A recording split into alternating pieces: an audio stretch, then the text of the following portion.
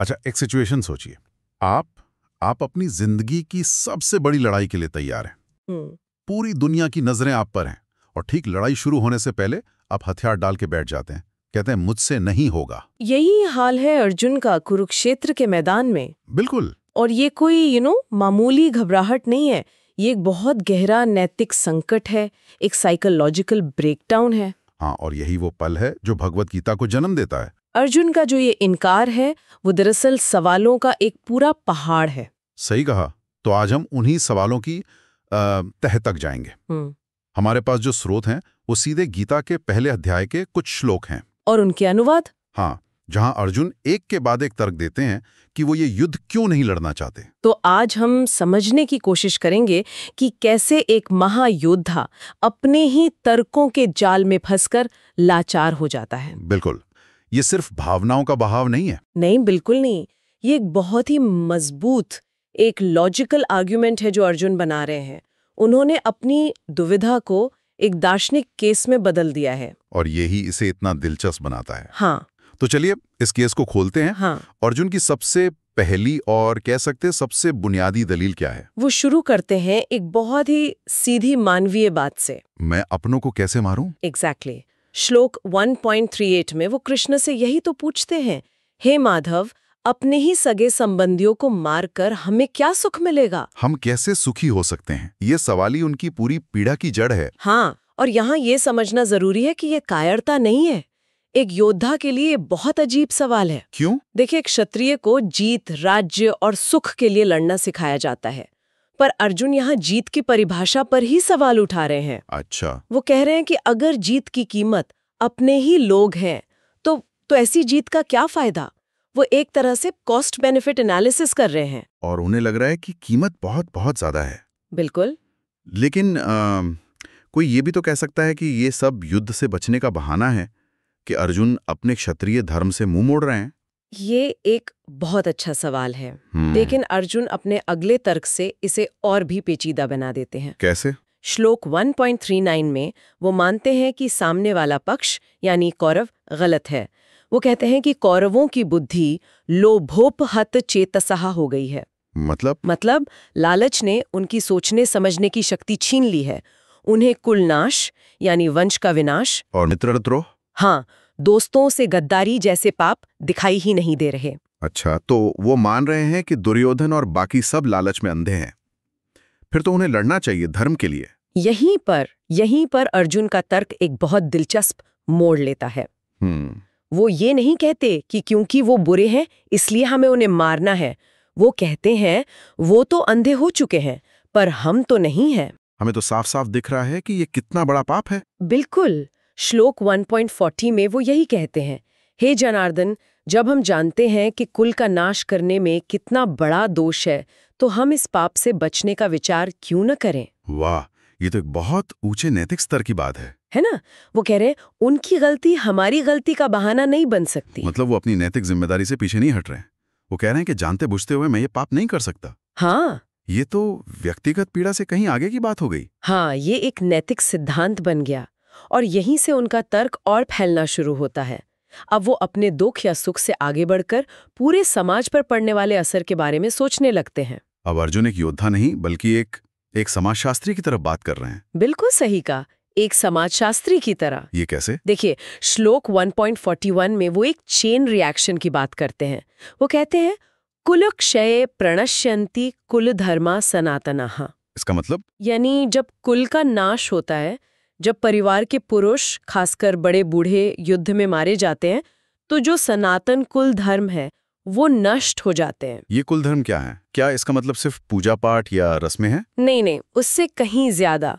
कुल धर्म का मतलब है वो सारी परंपराएं, नैतिक मूल्य, सामाजिक नियम जो एक पीढ़ी दूसरी पीढ़ी को सिखाती है। अच्छा, मतलब समाज का पूरा ढांचा। हाँ, वो गोंद जो परिवार और समाज को एक साथ जोड़कर रखता है।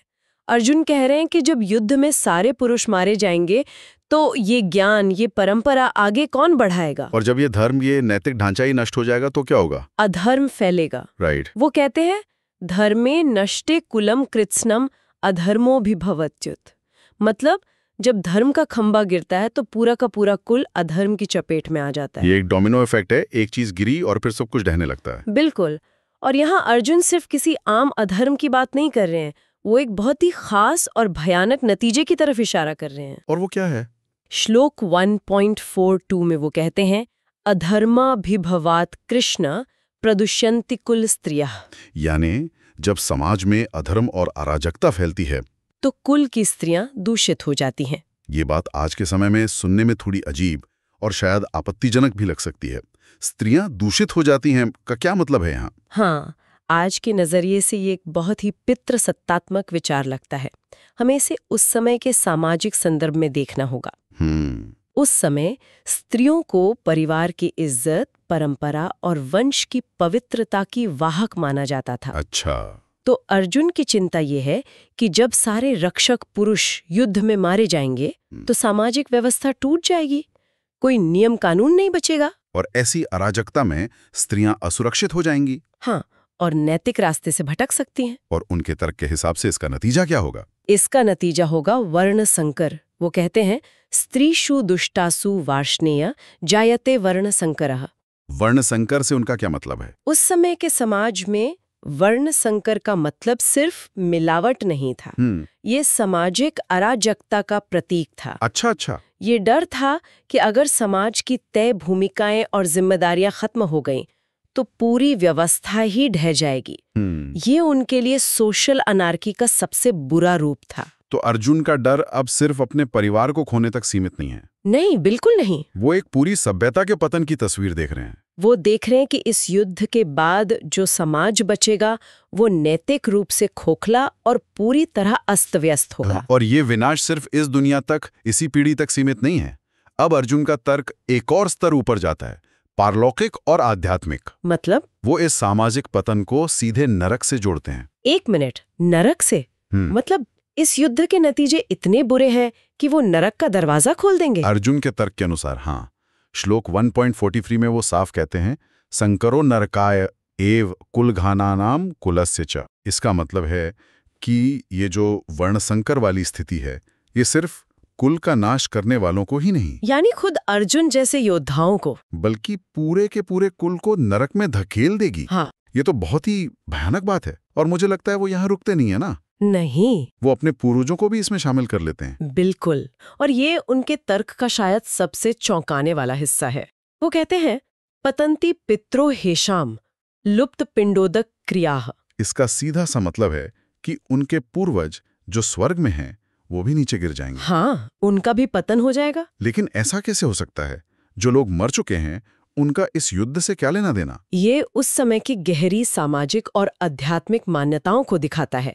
उनका मानना था कि पूर्वजों की आत्मा की शांति और स्वर्ग में उनका स्थान इस बात पर निर्भर करता है कि उनकी आने वाली पीढ़ियां उनके लिए पिंडदान और श्राद्ध जैसी रस्में कर रही हैं या नहीं। एक तरह का आध्यात्मिक लेन देन था। सही। तो जब युद्ध में सारी युवा पीढ़ी मारी जाएगी तो ये रस्में कौन करेगा? कोई नहीं। और जब ये क्रियाएं रुक जाएंगी तो पूर्वजों का आध्यात्मिक सहारा छिन जाएगा और उनका पतन हो जाएगा। जरा इस बोझ की कल्पना कीजिए। हाँ, अर्जुन को लग रहा है कि उनके कर्मों का असर सिर्फ भविष्य पर नहीं बल्कि अतीत पर भी पड़ेगा। ये युद्ध सिर्फ आने वाली पीढ़ियों को ही नहीं बल्कि गुजरी हुई पीढ़ियों को भी तबाह कर देगा। बिल्कुल। ये तो सोच से भी परे है। इस तर्क के बाद तो किसी का भी लड़ना नामुमकिन हो जाएगा। यही उनके तर्क की ताकत है। श्लोक 1.44 में वो इसी बात को दोहराते हैं कि इन दोषों से जाति धर्मा कुल धर्माश्च शाश्वता, यानी जाति धर्म और कुल धर्म जो हमेशा से चले आ रहे हैं वो सब नष्ट हो जाएंगे। पूरी सामाजिक और धार्मिक व्यवस्था का अंत। हाँ। और अब हम आते हैं उनके तर्क के फाइनल पंच पर। वो अपनी बात को खत्म कैसे करते हैं? वो अपनी बात को एक ऐसे अकाट्य सत्य की तरह पेश करते हैं जिसे उन्होंने सीखा और सुना है। श्लोक 1.45 में वो कहते हैं, इत्यनुश्रुश्रुम, ऐसा हमने सुना है। ये बहुत महत्वपूर्ण है। वो ये नहीं कह रही कि मुझे ऐसा लगता है। नहीं, वो कह रहे हैं कि ये ज्ञान उन्हें परंपरा से, गुरुओं और शास्त्रों से मिला है।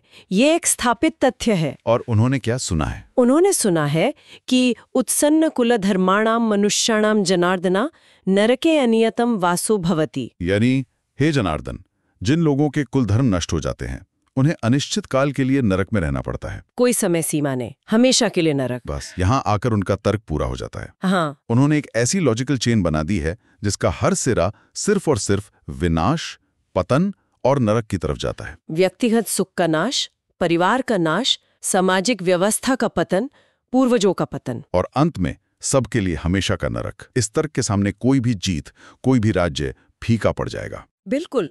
उन्होंने अपने सामने एक ऐसा तार्किक जाल बिछाया है जिससे बाहर निकलने का कोई रास्ता उन्हें नहीं दिख रहा। तो अपनी ये पूरी विनाशकारी दलील पेश करने के बाद अर्जुन करते क्या है? यहाँ पर कहानी एक बहुत ही नाटकीय मोड़ लेती है। हाँ, संजय जो धृतराष्ट्र को आंखों देखा हाल सुना रहे हैं वो श्लोक 1.46 में उस सीन को बयान करते हैं। और ये एक बहुत ही पावरफुल इमेज है। संजय कहते हैं, एवं उक्त्वा अर्जुनः संख्ये रथोपस्थ उपाविशत। यानी ऐसा कहकर अर्जुन युद्ध के मैदान में अपने रथ के पिछले हिस्से में बैठ गया। और सिर्फ बैठा ही नहीं, आगे का वर्णन तो और भी ज्यादा असरदार है। हाँ, संजय कहते हैं, विसृज्य सशरम चापम शोक संविग्न मानसः।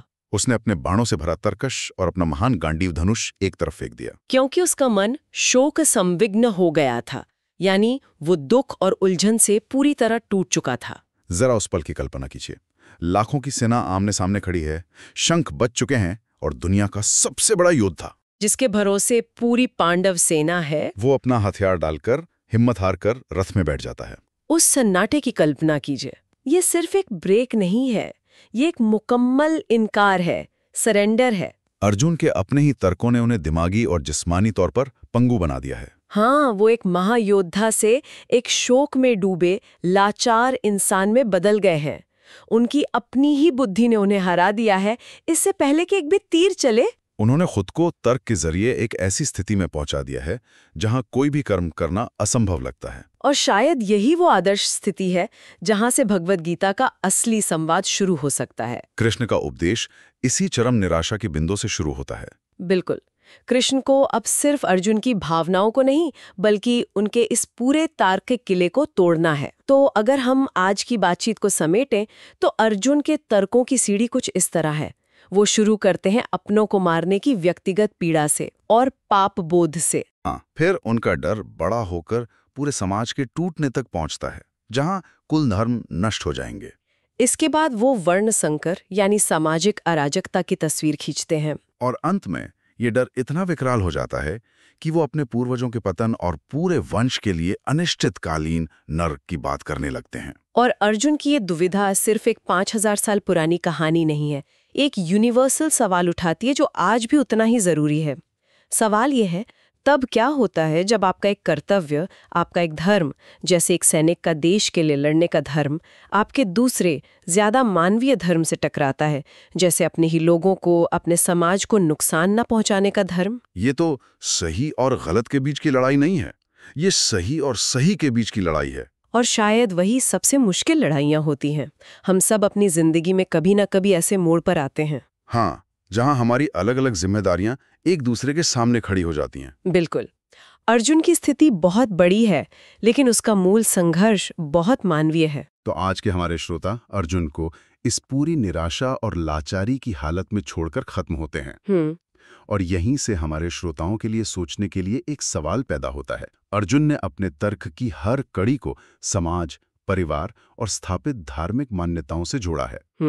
लेकिन क्या हो अगर कर्तव्य की कोई ऐसी परिभाषा भी हो जो इन सब से ऊपर हो? क्या कोई ऐसा धर्म हो सकता है जो व्यक्तिगत संबंधों और सामाजिक परंपराओं के दायरे से भी बड़ा हो?